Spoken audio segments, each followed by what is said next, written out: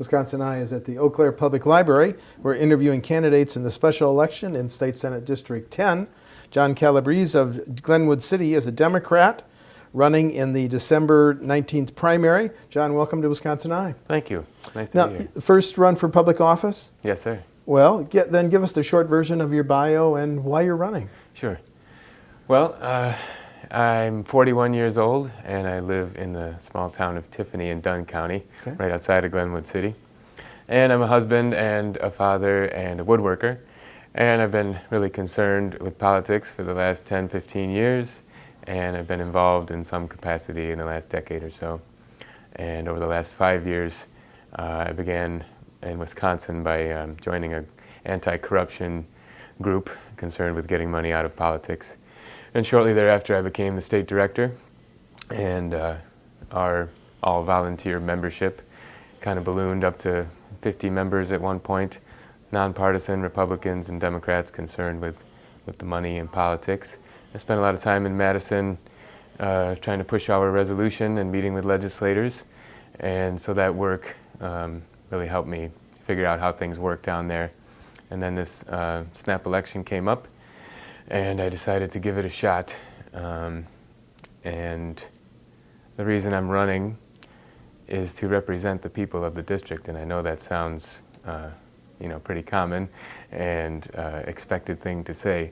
But the reason I say it is because I've realized that that's a not too common thing, at least the way that it was supposed to be, the way it was written up by the founders.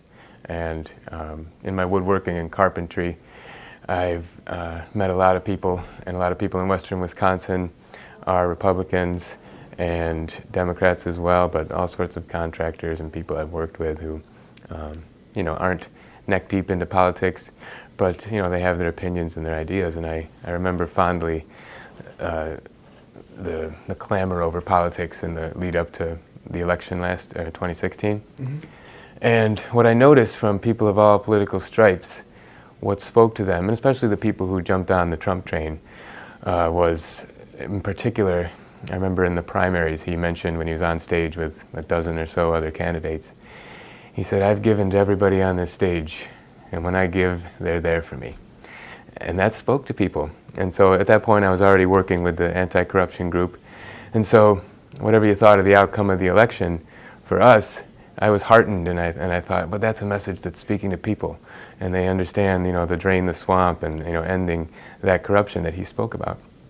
And whatever you think about what he's done since, we took our message to the State House and got our resolution introduced, and we went to work contacting all the other legislators to try to get co-sponsors and general support, and we contacted all 132 of them.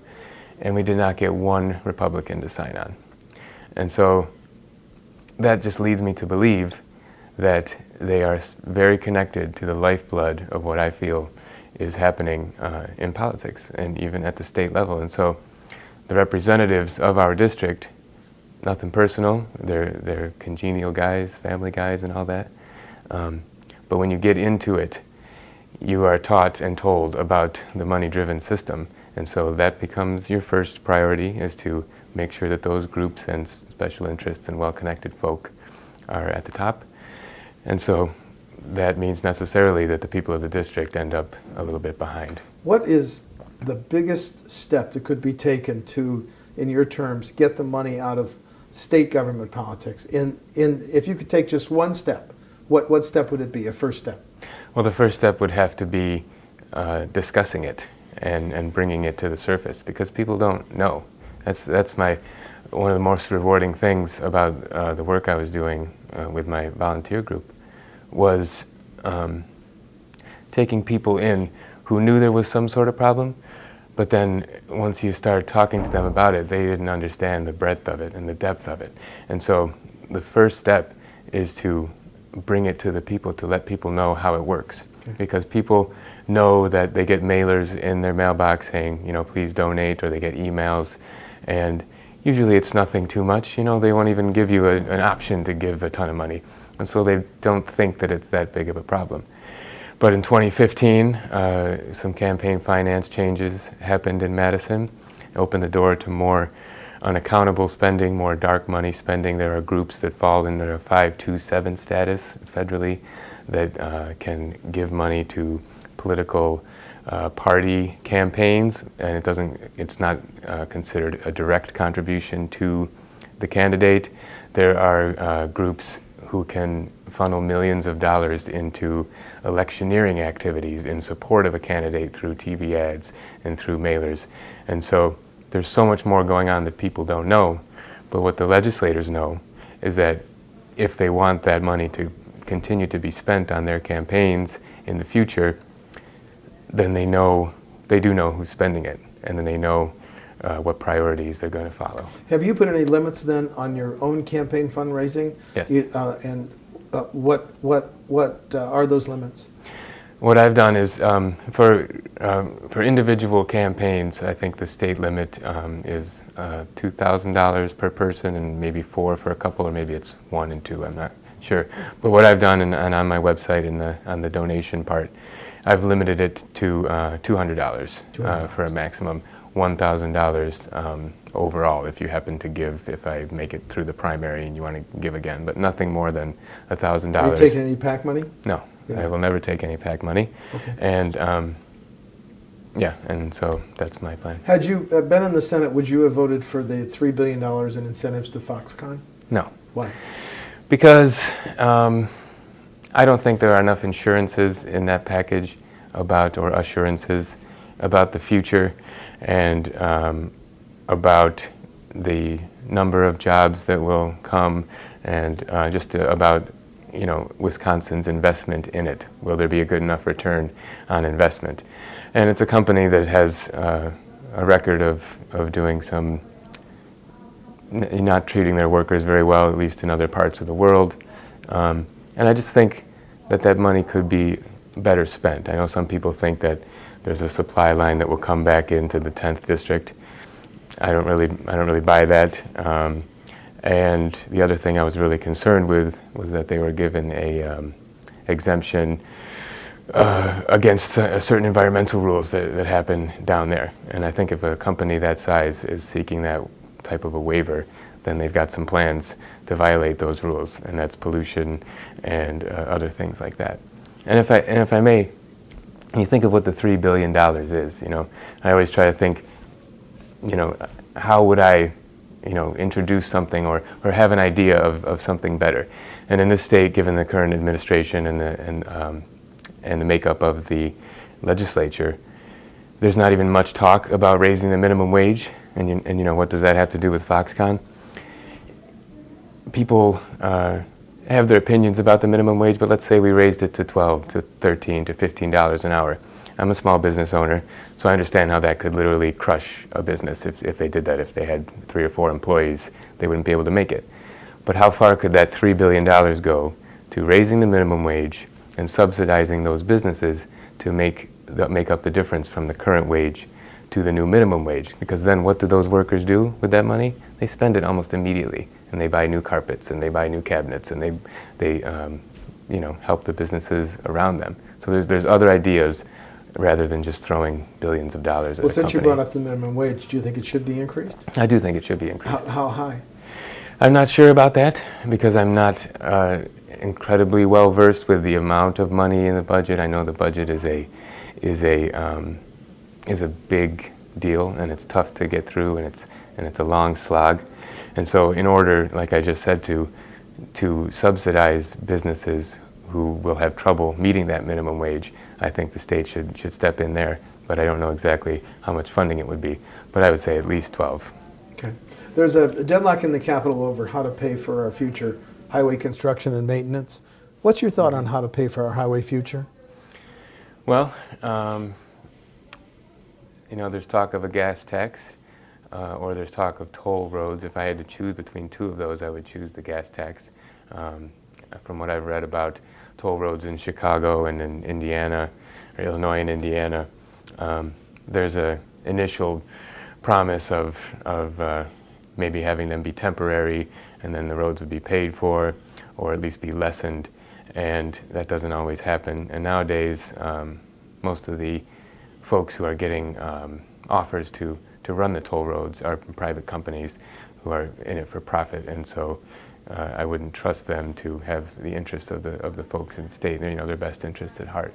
The gas tax is interesting. It's a regressive tax that folks who have less money end up spending more of their income on that. But I know that funding does need to come from somewhere, and so I think that would also tie back into my original point and the main focus of my campaign is if you can peel back the layers of where the money is going, perhaps there would be a better discussion about things like that. For example, in La Crosse, there's a proposal for a $300 million expansion of a Quick Trip location down there. Yes. And there's rumblings that they might get $21 million in tax assistance for that. Maybe that's a great idea. I'm not really sure. Maybe not. But what I do know is that the Quick Trip owners and associates have given a bunch of money to Governor Walker and to other people. And so, I don't like to say people are nefarious or that there's, rank corruption happening. But when it happens this way with this system, there's just a cloud over everything. And decisions are given priority. And so I think that would help in really realizing what is the best way to help fund the roads. What's your thought on any additional steps Wisconsin could take to in the epidemic of opioids and heroin addiction? And I know methamphetamine is a big issue in western Wisconsin. Yes. Next steps? Well, I agree with some of the steps that are being taken now. I know recently a bill passed and was signed by the governor regarding hospice workers and people who do end of life care being able to, if they get assurances from family members, being able to dispose of drugs. And I know it's been a problem that some folks end up getting those extra prescriptions and either getting hooked or selling them or whatever. And then there's some move to criminalize newer drugs like fentanyl and stuff like that. I'm not sure I agree with that. But I think you can go back to the root of the problem of how it became such an epidemic across the country and bring that forward for people and let them realize that pharmaceutical companies have been given a lot of leeway. Some people don't know that they are the biggest lobbyist special interest groups in terms of money spent in DC, more than the military groups, more than oil and gas. And so that has enabled them to, alter some laws and rules in certain states that have helped with a push for easier prescriptions, greater prescriptions.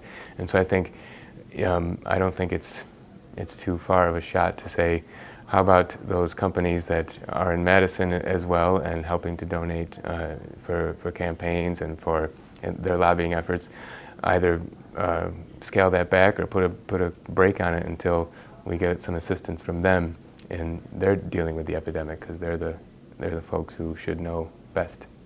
The controversy in the Capitol over what's called the dark store phenomenon. Mm-hmm. What should closed major stores be assessed at versus open and thriving stores? Have you studied the issue? Do you have a position? A little bit, yes.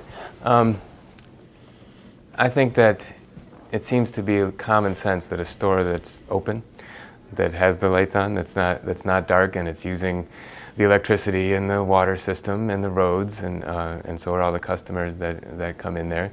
They've got the fire department and the police department on hand if they need them. So they're using more services than the dark stores. And so I think that if it is not in the assessment laws right now, then we should work on altering that because things are changing. The people are buying stuff online, big stores are getting bigger, and so there's going to be more and more dark stores. And so what the big boys do, and it's just their nature, especially folks like Menards and Lowe's, publicly traded companies who are legally forced to maximize profits. They're going to seek out loopholes, and loopholes in the assessment laws that either say that they want to file as, or they should have different taxes assessed on them if they are leasing a property, or if different things like that. And so they're gonna search for those loopholes. That's just the way it is. And part of government is making sure that those entities are kept in check, because again, they're not evil, they do good work in the communities, they provide jobs for people and stuff like that, but they're always going to seek out those loopholes, so we need to update those laws and close those loopholes. A bill may be voted on next year that would prohibit research on fetal tissue from elective abortions. If you were in the Senate, how would you vote on that bill? Well, any abortion topic is very contentious. That's what I've seen throughout my life. I would definitely look at both sides. One thing, I don't think that there is a plethora of women who are having abortions in order to have scientific research done on fetal tissue. So I don't think that it promotes abortion. But I also know that a great deal of scientific information has come from fetal tissue and stem cells. And so I would probably lean in not banning that fetal tissue sale. And also it's been proven in the courts that, and this topic gained national prominence when there was video that has been proven to be somewhat doctored, where it kind of put forward that doctors and certain groups were selling fetal tissue, on a whim and without much care, and that proved to be not really true. Like it's not a huge business that's booming, and so I would lean towards good scientific research in most instances. Which gets us into the issue of health care. Do you think Wisconsin should take the money to expand Medicaid? Do you think Wisconsin should have its own single-payer system? Your thoughts on health care issues? Mm-hmm. Well, I think first and foremost they should accept the full Medicaid expansion.